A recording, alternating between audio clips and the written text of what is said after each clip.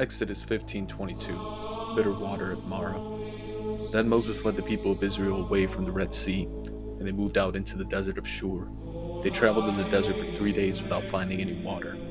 When they came to the oasis of Marah, the water was too bitter to drink, so they called this place Marah, which means bitter. Then the people complained and turned against Moses. "What are we going to drink?" they demanded.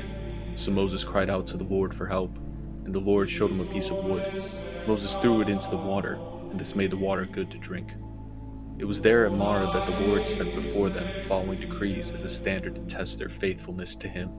He said, "If you will listen carefully to the voice of the Lord your God, and do what is right in His sight, obeying His commands and keeping all His decrees, then I will not make you suffer any more diseases I sent on the Egyptians, for I am the Lord who heals you." After leaving Marah, the Israelites traveled on the coast of the Elim, where they found 12 springs and 70 palm trees. They camped there beside the water. Then the whole community of Israel set out from Elim and journeyed into the wilderness of Sin. Between Elim and Mount Sinai, they arrived there on the 15th day of the second month, 1 month after leaving the land of Egypt. There too, the whole community of Israel complained about Moses and Aaron. "If only the Lord had killed us back in Egypt," they moaned. "There we sat around with pots filled with meat and ate all the bread we wanted. But now you have all brought us into this wilderness to starve us all to death." Then the Lord said to Moses, "Look, I'm going to rain down food from heaven for you. Each day the people can go out and pick up as much food as they need for that day. I will test them in this to see whether or not they will follow my instructions.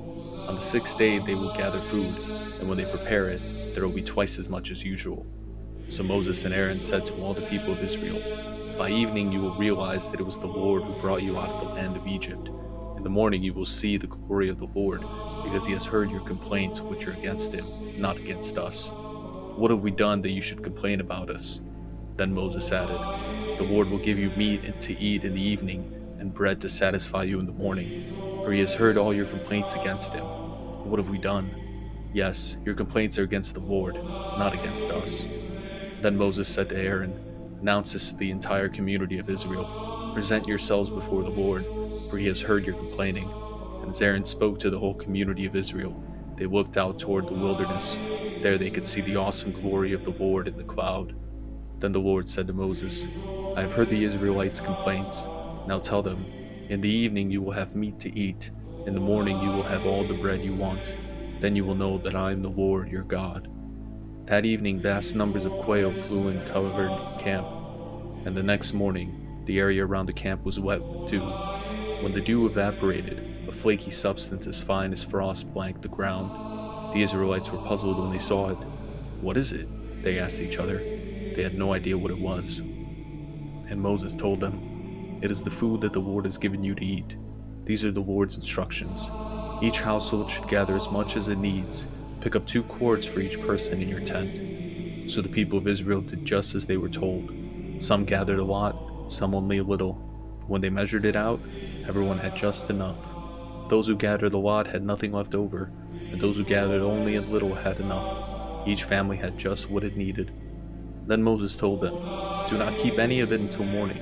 But some of them didn't listen, and kept some of it until morning. But by then it was full of maggots, and had a terrible smell. Moses was very angry with them. After this, the people gathered the food morning by morning, each family according to its need.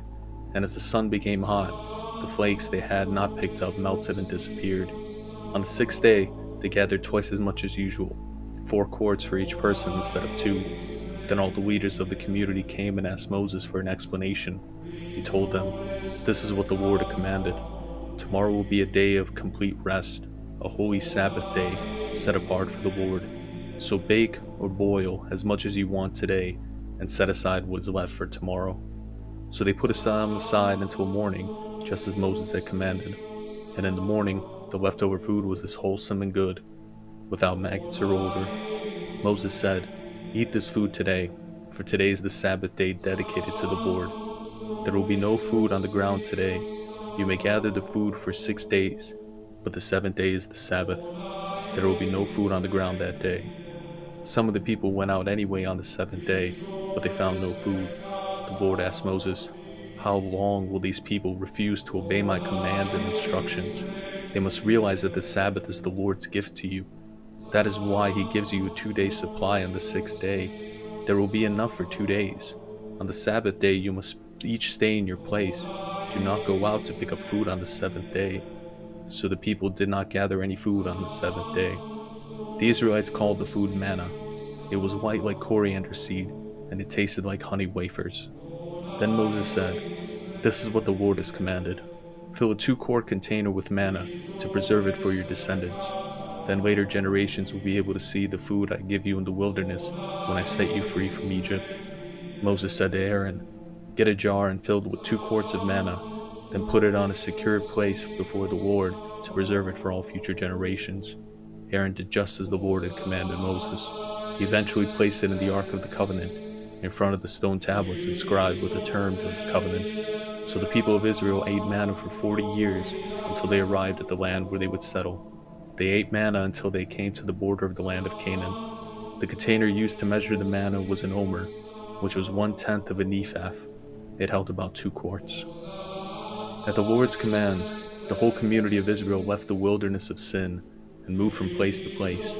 Eventually they camped at Rephidim, but there was no water for their people to drink. So once the people complained against Moses, "Give us water to drink," they demanded. "Quiet," Moses replied. "Why are you complaining against me? And why are you testing the Lord?"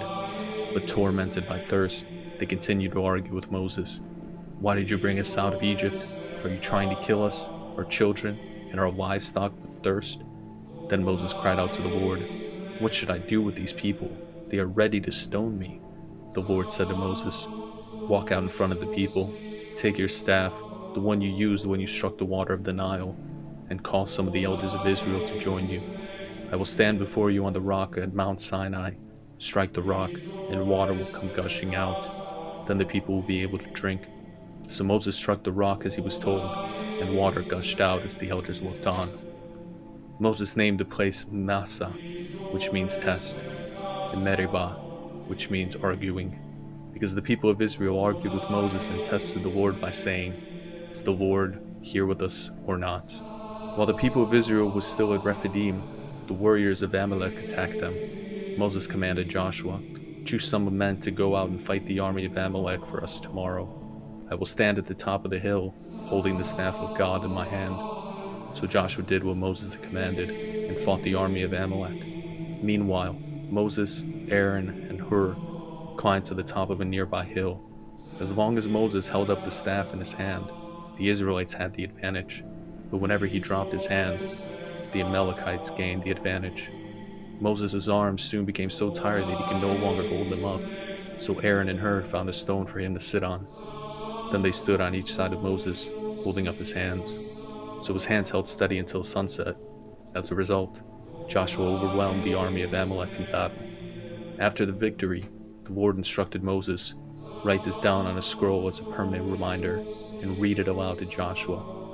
I will erase the memory of Amalek from under heaven." Moses built an altar there and named it Yahweh Nisi, which means, "The Lord is my banner."